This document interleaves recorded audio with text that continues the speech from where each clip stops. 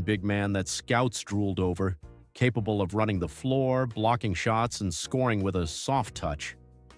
When you look back at the draft evaluations, reporters noted at the time that Tarpley was the exact missing piece a rising team needed to compete for a championship. But the draft process is funny, and it can expose things people prefer to keep quiet. Why did a player with consensus top-tier, once-in-a-generation talent slip down the board on draft night?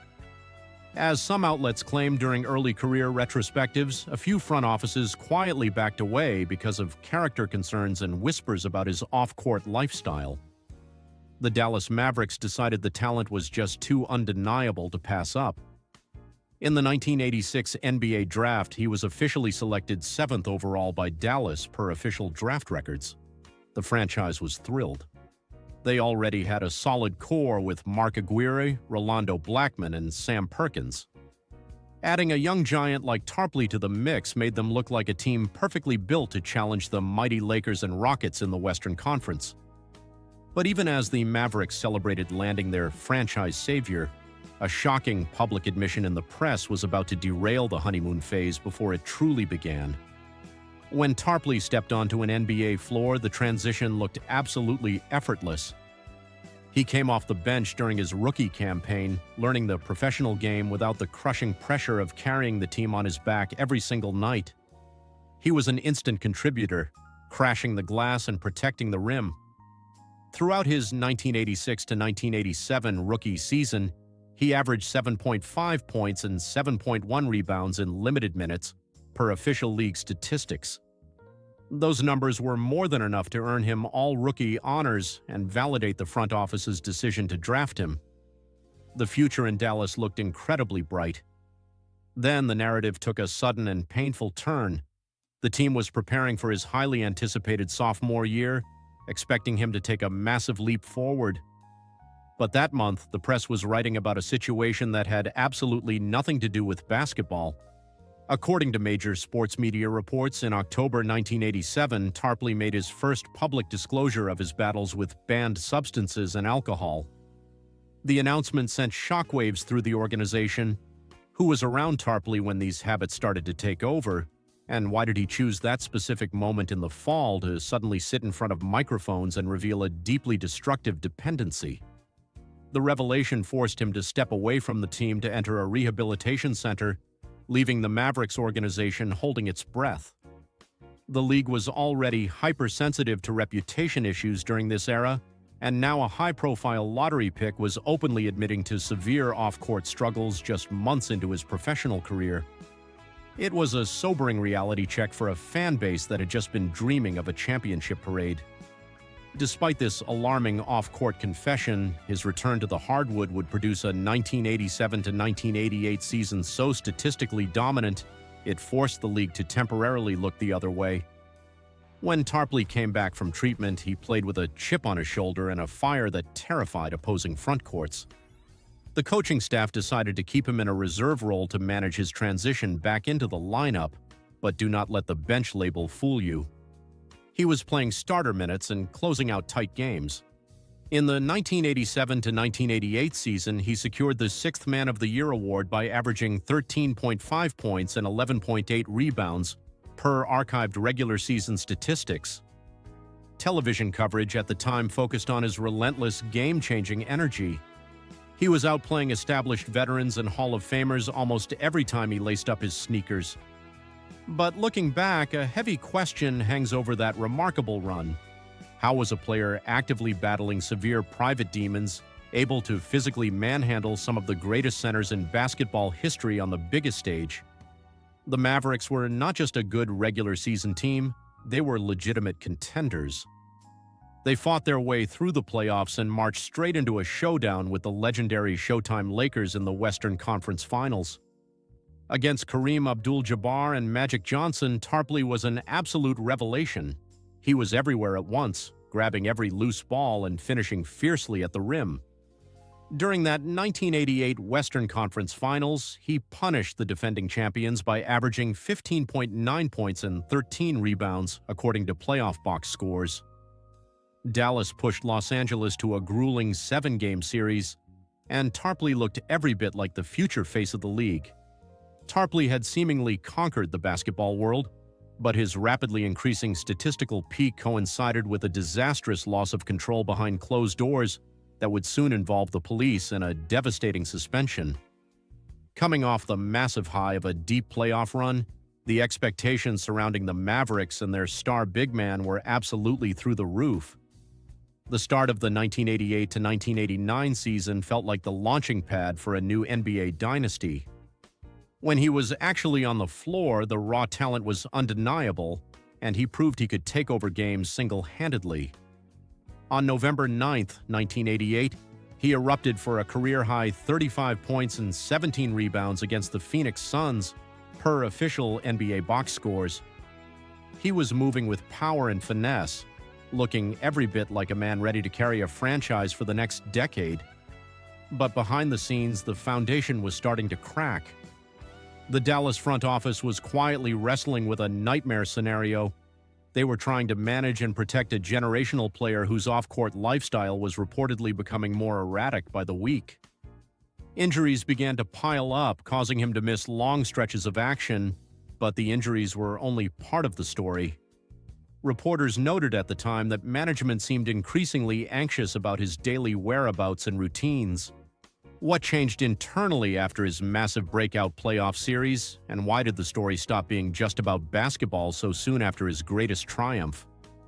The flashes of brilliance became frustratingly brief.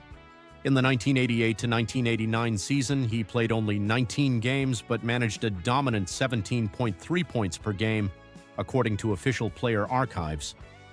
The production was staggering given how little he played, proving that his basketball instincts were still razor-sharp even as his personal life unraveled. The Mavericks brass held their breath, hoping his raw talent could somehow outrun his lifestyle, until a fateful night on a Dallas highway shattered the illusion completely. That illusion broke violently just as a new season was getting underway, forever altering how older, loyal fans viewed the franchise's brightest star. The gritty, team-first identity of the Dallas Mavericks took a severe hit when the smiling, energetic sixth man was suddenly making headlines for all the wrong reasons. In November 1989, just 6 games into the season, he was arrested for driving under the influence and resisting arrest, according to public police records. This was no longer just a private struggle or a quiet rehabilitation stint. It was a highly public legal conflict. Court records showed that the situation escalated quickly, turning what might have been a standard traffic stop into a massive public relations and legal crisis. Why did this happen at exactly the start of a new campaign? And how did the league's suspension policy suddenly begin to tighten like a noose around his career? The NBA, under the leadership of David Stern, was heavily focused on cleaning up the league's image during this era, and they moved swiftly. He was immediately handed an indefinite suspension, forcing him away from the team and the game he dominated. For months, his career hung in the balance as the league evaluated his status. Eventually, the front office and the fans got the news they were desperately hoping for. By January 1990, he was officially reinstated by the NBA after serving his initial suspension, according to league press releases. Given a seemingly gracious second chance, Tarpley returned to the floor with a vengeance, but the clock was already ticking toward a spring 1991 arrest that would severely test the league's patience. When the 1990 to 1991 season tipped off, it brought a tantalizing, almost heartbreaking glimpse of what could have been. For a brief shining moment, the dominant center was back in the paint, reminding every team in the Western Conference exactly why he was considered unguardable. During the 1990 to 1991 season, he averaged a massive 20.4 points and 11 rebounds across just 5 games, per official statistics. He was putting up MVP-caliber numbers, effortlessly asserting his will around the basket. But the physical output was a mirage hiding a deeply rooted, untreated issue. The Dallas organization could not shield him from the reality of his destructive dependency forever. Television coverage at the time focused heavily on the stark contrast between his incredible, undeniable on-court dominance and the escalating chaos of his personal life. Why did that second arrest surface right when he was playing the most dominant basketball of his life? And who behind the scenes decided that enough was finally enough? The answer came swiftly from the league office. In April 1991, he was suspended indefinitely again after being arrested for a second time while driving under the influence, according to major newspaper reports. This was a crushing blow to the Mavericks organization and to the fan base that had rooted so hard for his recovery. The leniency of the past was gone, replaced by a rigid zero-tolerance reality. With 2 strikes on his record in David Stern's newly disciplined NBA, Tarpley was forced into an impossible corner where one single missing test meant the end of everything. The zero-tolerance era of the early 90s NBA was completely unforgiving, especially when a player found himself standing on his final strike. The league and the Mavericks had tried suspensions, rehabilitation stints, and public warnings, but the destructive dependency gripping their star center proved too powerful to manage quietly. In October 1991, he violated league policy by explicitly refusing to take a mandatory substance test, according to league disciplinary documentation. It was a staggering decision that left the Dallas front office completely paralyzed. Reporters noted at the time that walking away from a mandatory screening was essentially an automatic admission of guilt under the rigid collective bargaining agreement. Why did he refuse the test on that specific date? And did the league purposefully use his massive profile to send a terrifying message to the rest of the NBA locker rooms? Some sources argued that David Stern's office made a high-profile example out of him to clean up the league's image, while others disputed it, pointing out that the rules were simply absolute and clearly defined. There was no room left for negotiation. The gavel came down with historic severity. On October 17, 1991, he was officially banned from the league for life, per press conference transcripts. Tarpley went from being the cornerstone of a Western Conference contender to a cautionary tale overnight. The Mavericks had to figure out how to replace a once-in-a-generation talent, while Tarpley had to figure out how to survive without the only career he had ever known. Exiled from the only league that mattered and labeled a pariah in the United States, Tarpley had no choice but to pack his bags and chase a $1.25 million payday across the Atlantic. Basketball overseas in the early 90s was a completely different world, and for a disgraced American star, it offered a rare, lucrative sanctuary. Far from the glaring spotlight of the American press, he found a place where his reputation was secondary to his ability to grab rebounds and anchor a defense. For the 1992 to 1993 season, he signed a massive 2-year contract for $1.25 million with Eris, according to European sports media. He was stepping into one of the most intense basketball environments on the planet. Television coverage at the time focused on the absolute frenzy he caused in Greece, playing to packed, smoke-filled arenas where fanatic crowds treated him like visiting royalty. But the immediate question was obvious. How did a man exiled for a total lack of discipline manage to stay reportedly focused and highly productive in a completely foreign, high-pressure environment far away from his usual support systems? He answered by quietly putting his head down and letting his game do the talking. He dominated the paint for Aris and later Olympiacos, proving to international scouts that his physical gifts had not vanished. He helped his team secure the prestigious Saporta Cup and controlled the glass against the best big men Europe had to offer. During the 1994 EuroLeague competition, he led the entire tournament in rebounds with 12.8 per game, per International Basketball Archives. He was playing like a man with something to prove, staying out of the headlines for the wrong reasons and reminding everyone just how dominant he could be when he simply focused on the hardwood. His dominant overseas resurgence caught the attention of the very people who had written him off, setting the stage for a 1994 front office decision no one thought the league would ever allow. In professional sports, world-class talent always tempts the people writing the checks, even when history insists it is a bad idea. After watching him dominate overseas and reportedly stay on a clean path, the NBA reconsidered its ultimate punishment. In 1994, he was officially reinstated by the NBA and signed a new multi-year contract to return to Dallas, per sports agency records. It was an unprecedented second chance that shocked the basketball world. According to public documents surrounding his return, the reinstatement was heavily conditional, requiring him to adhere to an incredibly strict zero-tolerance aftercare program just to keep his uniform. What specific legal and personal assurances did the Mavericks demand before handing millions of dollars to a previously permanently banned player? The front office gambled that a humbled Tarpley, older and fresh off a successful European run, was finally ready to be a reliable professional veteran. The immediate return to Dallas was full of hope, and the older fans welcomed him back, remembering the playoff magic of his early years. He still possessed brilliant basketball instincts, but the wear and tear of a grueling international schedule and years of intense personal battles were visible. He was a step slower, relying more on positioning than raw athleticism. Still, his production was solid. In the 1994 to 1995 season, he successfully played 55 games, averaging 12.6 points and 8.2 rebounds according to official NBA statistics. It seemed like the ultimate redemption story had finally been written, but behind the scenes, the rigid, unforgiving terms of his court-imposed aftercare program were becoming a fatal trap that would soon trigger another permanent expulsion. The comeback felt like a miracle, but miracles in professional sports often come with heavy fine print.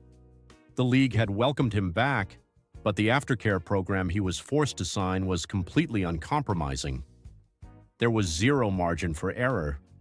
Reporters noted at the time that the terms of his reinstatement were incredibly restrictive, demanding total abstinence and regular monitoring to maintain his professional eligibility. What exactly triggered the fatal violation that ended his NBA life overnight? One version says it was something as simple as a single beer, a momentary lapse in judgment that officially crossed the unbending line drawn by the league office. The NBA did not hesitate, and they did not offer another hearing. In December 1995, he was permanently banned from the NBA for using alcohol and violating the strict terms of his aftercare, according to league disciplinary files. The decision was swift, merciless, and absolutely final. It closed the door on his American major professional basketball career forever. When the dust finally settled, he capped his entire NBA tenure at just 280 career games, a shockingly low total per historical basketball archives, considering his immense physical talent and early dominance. He was supposed to be the man anchoring the Dallas Mavericks for a decade, but instead he became a cautionary tale about the fragile nature of an athletic prime.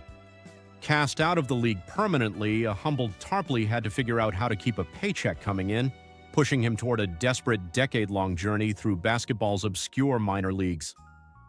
When the NBA shuts its doors on you permanently, the basketball world suddenly gets very small, and the gyms get a whole lot quieter.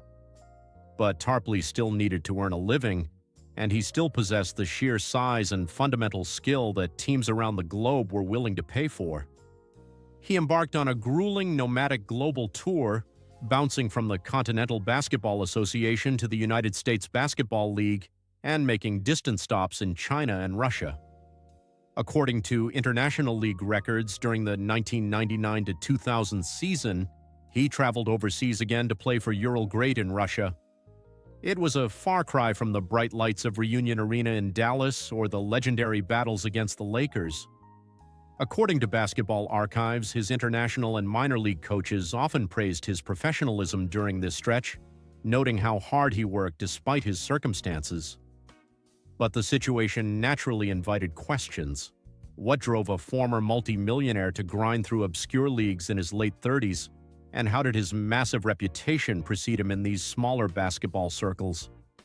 He kept pushing his body, chasing the game from town to town until his physical frame simply could not take any more punishment.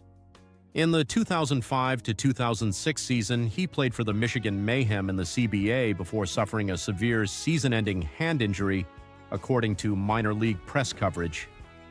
The injury quietly closed the book on his physical playing days, forcing him off the hardwood for good. But even as he walked away from the court for the last time, Tarpley was preparing to launch an unprecedented legal attack on the very institution that had banned him. Fighting the NBA in federal court is not a battle most former players are equipped to win, especially those whose careers ended under a cloud of controversy. But Tarpley, carrying the heavy weight of his unfulfilled potential, decided to challenge the very foundation of his permanent ban.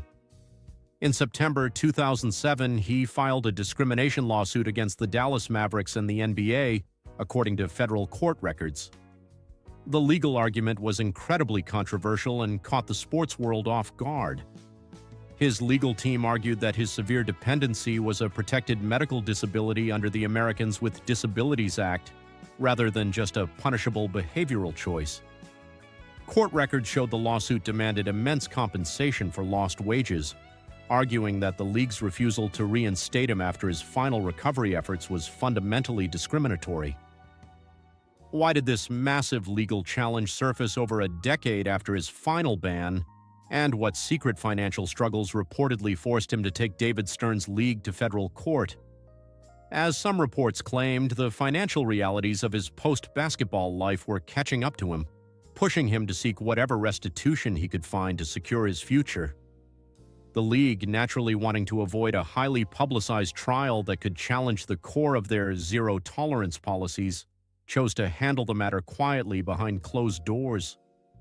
By January 2009, the lawsuit was settled out of court per legal filings and public documents.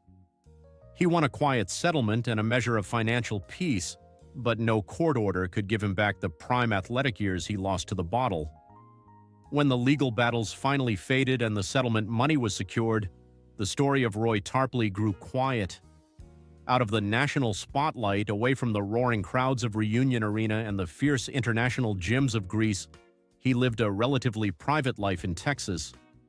But the human body keeps a meticulous ledger, and the physical toll of his long destructive dependency could not be settled in a courtroom. On January 9, 2015, he passed away at age 50 in Arlington, Texas, according to major sports media reports. The sudden finality of it sent a wave of genuine sorrow through the older generations of the basketball world.